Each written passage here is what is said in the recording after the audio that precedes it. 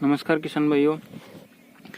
पिछली वीडियो में मैंने अश्वगंधा की खेती में होने वाली एक बहुत बड़ी समस्या के बारे में बताया था कि जो किसान भाई पहली बार अश्वगंधा की खेती कर रहे हैं या फिर कई सालों से भी अगर वो अश्वगंधा की खेती कर रहे हैं तो उनके सामने यह एक गंभीर समस्या आ सकती है कि जब वो छिड़काव विधि से अश्वगंधा का बीज का छिड़काव करते हैं तो बीज कहीं कहीं ज़्यादा गिर जाता है और अश्वगंधा का जो पौधा है वो गुच्छों के रूप में इस तरह से ज़्यादा मात्रा में उग जाता है। दूसरी तरफ क्या होता है कि ज़मीन कहीं कहीं खाली रह जाती है, इस तरह से दूर दूर तक पौधा दिखाई नहीं देता है। अब या तो आप वहाँ पे बीज नहीं डालते, भूल जाते हो, या फिर किसी वजह से बीज पौधा वहाँ से जल जाता है। तो इस समस्या से निपटने के लिए मैंने एक प्रैक्टिकल किया है और मैंने सोचा है कि मेरा ये वीडियो हर किसान तक पहुँचे ताकि जो समस्या मुझे हुई है वो किसी दूसरे किसान भाई को ना हो।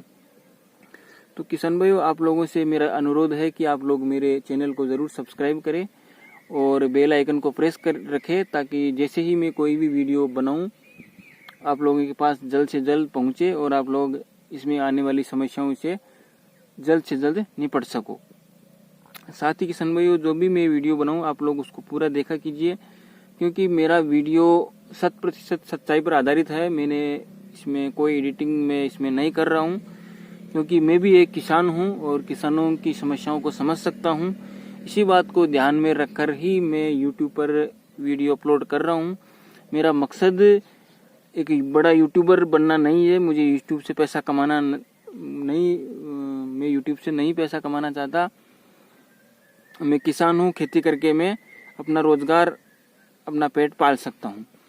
तो किसान भाइयों, मैं आप लोगों को बता रहा था कि जब इस तरह से गुच्छों के रूप में बीज उग जाता है तो आप लोग क्या करें। तो किसान भाइयों, 4-5 दिन पहले मैंने यहाँ से पौधे उखाड़कर, जहाँ से गुच्छों के रूप में उगे हुए थे वहाँ से मैंने पौधे उखाड़कर यहाँ पर लगाए थे। कम से कम 40-50 पौधे यहाँ पे मैंने लगाए थे और सभी पौधे एकदम सही ढंग से लगे हुए हैं, एकदम हरे हैं, उनको धूप का भी कोई असर नहीं हुआ है, एकदम अच्छे से लगे हैं। मतलब आप लोग भी अगर गुच्छों के रूप में पौधा उग गया तो उसको रिप्लेसमेंट कर सकते हैं। उनको एक जगह से उखाड़ कर जहाँ पर पौधा नहीं है वहाँ पर आराम से लगा सकते हैं, इसमें कोई दिक्कत नहीं। बस आपको सावधानी यह रखनी है कि आपको इस तरह का कोई औजार ले लेना, ये करनी है, या फिर आप खुरपी, अगर आपके पास कोई दूसरा औजार इस तरह का हो तो आपको यहाँ पर डालकर पौधों को उखाड़ लेना है। मतलब पौधों की जड़ नहीं कटनी चाहिए, पौधे के साथ ही उनकी जड़ आनी चाहिए। फिर आपको इस तरह का कोई लोहे की रॉड ले लेनी है और